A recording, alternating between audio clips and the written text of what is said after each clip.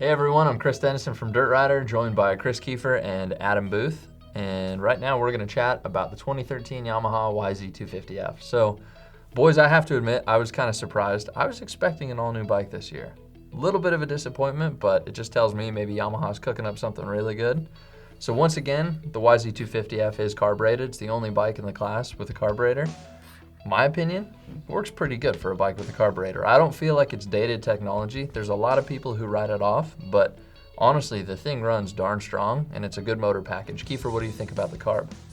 Yeah, it hesitates a little bit, but you ride it in the RPM range, and it doesn't really have anything, no hiccups or nothing, So I think when people see a carburetor, like, oh man, carburetor, but it works good. I think it's jetted pretty good. The motor is middle of the road. It's not horrible. It's not the fastest. It's average. It's pretty good off the bottom, mid-range pulls. Top end's actually on the upper side of it. It's really good. So yeah, they could use some more development, but the package they have is really good.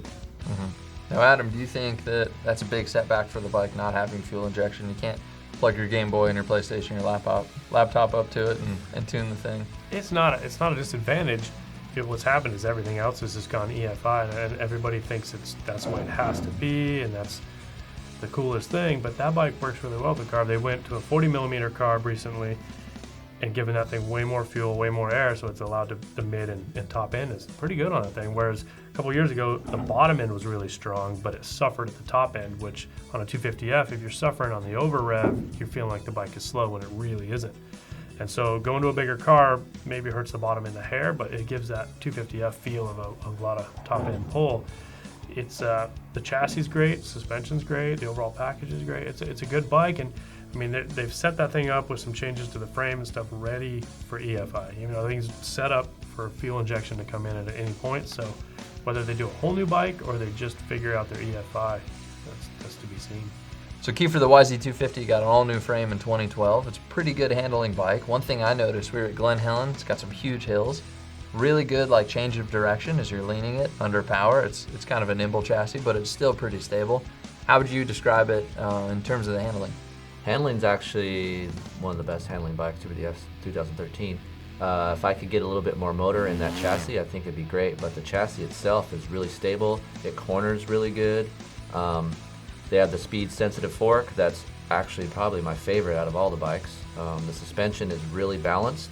The suspension moves quite a bit when you ride it, but it feels plush and it never really bottoms. And I just think they need to gain a little bit in the motor department, but the chassis itself is my favorite. Yeah, one interesting comment we had this year when we had all the test riders together on the first day of testing, first of many, we were at Racetown up in the high des.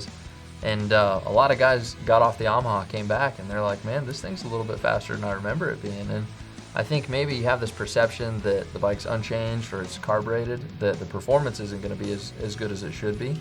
But really, in terms of how it fits into all the other bikes, it's a pretty good package. A lot of guys jump on it, don't really make a ton of changes. They're into it. And, Adam, do you think you're one of those guys that can just hop on the Yamaha and go? Do you require a lot of tuning and tweaking to make the thing work? No, that bike's great. I've liked that bike for years. I liked it even before it got the bigger carb and had more bottom to mid than it does over rev, but the changes they've made for it makes it really strong. And what people forget is after they've been installing EFI on 250Fs and working with that, is the goal of EFI is to make the thing feel like it was carbureted, because you put EFI on a smaller CC motor like that and it tends to just feel electric and not exciting. So everything every manufacturer does is to make the thing explosive so that it feels like a Yamaha, which has a carburetor.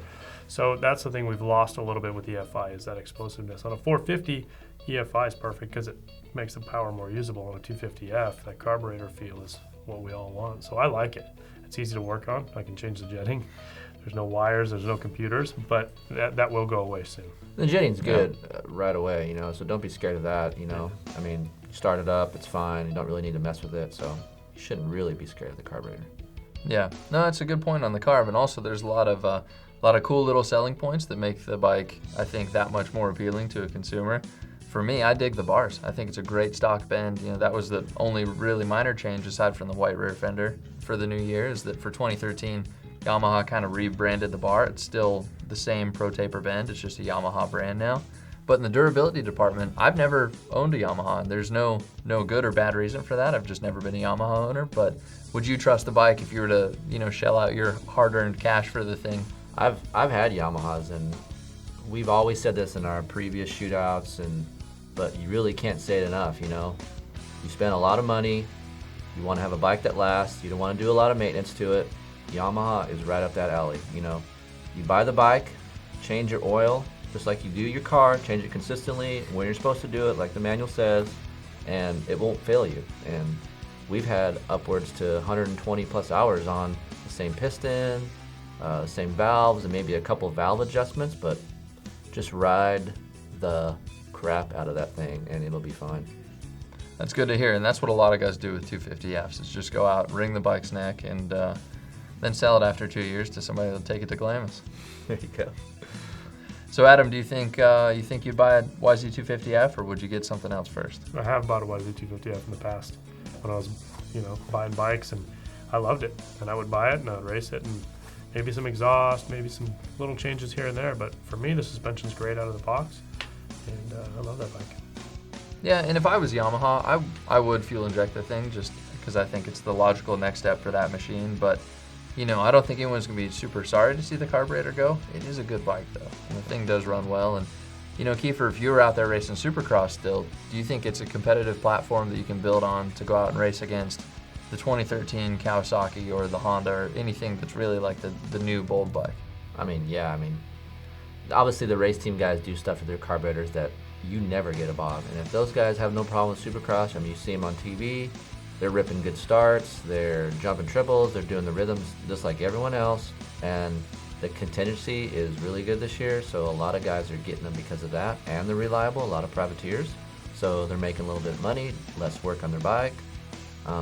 And we had carburetors for years, and we don't see people barking about it now, back then.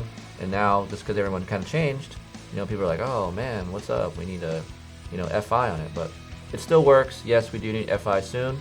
Hopefully they'll come out with it next year. But there's no problem with it. It's competitive. It's fine for 100% of everyone. Yeah. So we're in agreement. It's not the winning bike, but don't count it out, right? Exactly. Good. Well, for more info on the Yamaha, you can check out dirtrider.com. We've got a ton of videos up from all the 250Fs, as well as the 2013 450s too. If you want to read the Shootout, go to the newsstand. It's the March 2013 issue. It's got Mike Brown on the cover, riding across rocks, so you can't miss it. For all of us at Dirt Rider, thanks for watching. We'll see you around. See you next time.